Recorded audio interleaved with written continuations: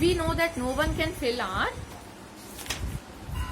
worthy Nawab's shoes. This is only a temporary arrangement. To satisfy the Begums, they said that this is only a temporary arrangement till we get our Nawab back.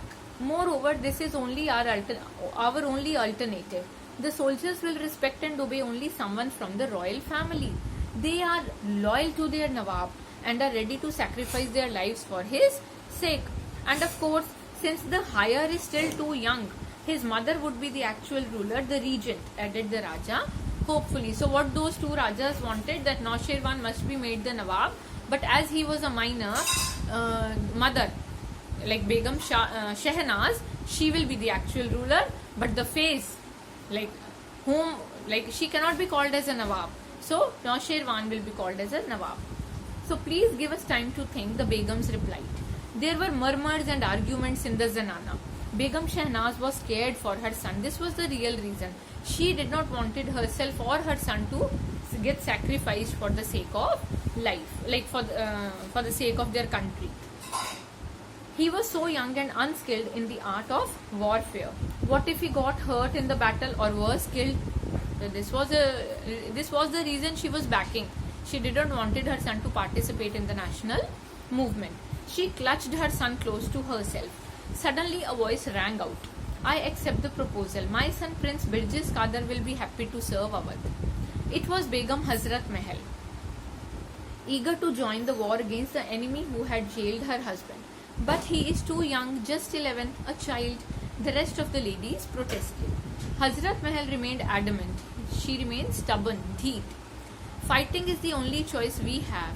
We have been passive for too long, expecting justice from the British. What is passive? Like, we were very polite. We are very polite with the Britishers, but now it is high time to take our country back from them. Fighting is the only choice we have. We have been passive for too long, expecting justice from the British. Now we know better. They only want our wealth. It is time we drove them away. With your help, Raja Sahiban, my son and I are ready to fight. Begum Shehnaz felt relieved. Pleased, the Rajas bowed and left the hall. Next day, Prince Birjis was led in a procession to Baradari, where he was crowned Nawab. A 21-gun salute boomed out the announcement. Begum Hazrat Mahal stood erect and proud beside her son. She was declared regent who would rule Awadh on behalf of her minor son. The crowd roared its approval. So next day, in a procession, Julus mein, this little boy of 11 years, Birjis Qadar, he was crowned and made Nawab, and it was declared that mother Begum Hazrat Mahal will be the ruler on behalf of her minor son. And this 21-gun salute, 21 topon ki salami was given when he was made Nawab. Hazrat Mahal discarded her parda, like they used to wear burqa, so she discarded it and took control of the state and the army. She restored the rights of talukdars, returned their villages, and changed the unfair rules made by the British. She called a meeting of her army chiefs, wazirs, and courtiers to plan battle strategies. Such meetings were held every day now. Her soldiers soon attacked the residency at Lucknow. Remember residency, where all the British official families were kept, attempting to blow it up. Hundreds were killed, but the British beat them back. In nearby Kanpur, two fierce battles were fought. There too, the sepoys, led by Nana Sahib, were defeated by the British. So slowly and gradually, Indian national movement was spreading. But in the beginning, Britishers were winning and Indians were losing it. The Begum's troops once again surrounded the Lucknow residency and tried to gain entry. But the British under General Outram and General Havelock approached fast and soon reached Alambagh, just 5 miles away from Lucknow.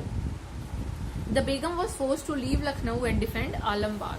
So when she tried, her troops, her army tried to attack again in the Lucknow, these two generals, Outram and General Havelock, they reached Alambagh.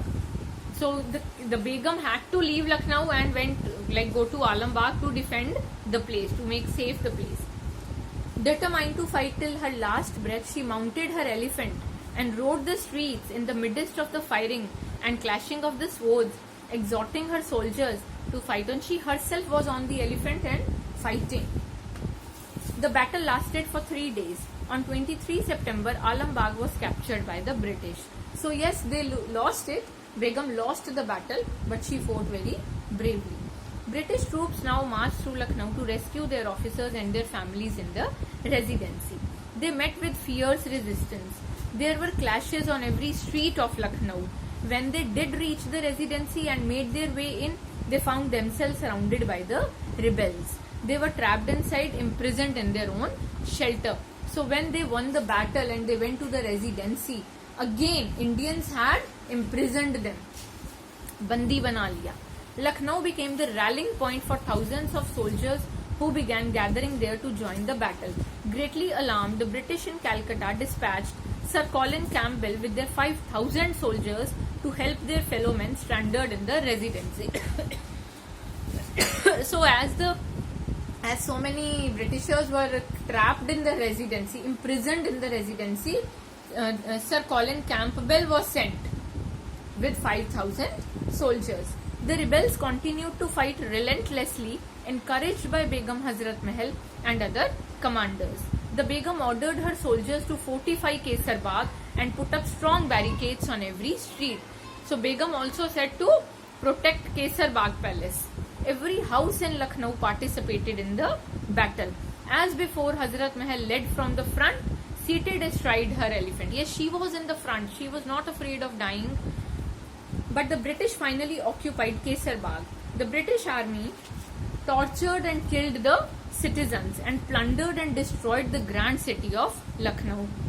We were defeated. The Lucknow people, the Begum, they were defeated, but still they were not they have not lost their determination to win. The Begum was forced to flee Bhitoli, a small village near Lucknow. There, the Raja of Gonda offered her a place to stay. She kept up her attacks from there, descending on the enemy's camps with lightning speed and cutting off their supplies. Together with her supporters Maulvi Ahmadullah, Beni Madho and Raja Jailal Singh, the Begum made a last-ditch attempt to reclaim Lucknow but was repulsed once again. She gathered herself again and attacked again with help of some of the Rajas, but she was defeated again. The Begum retreated further to Bondi fort, from where her army continued to battle for 8 more months. They were now being attacked by the British from all the sides.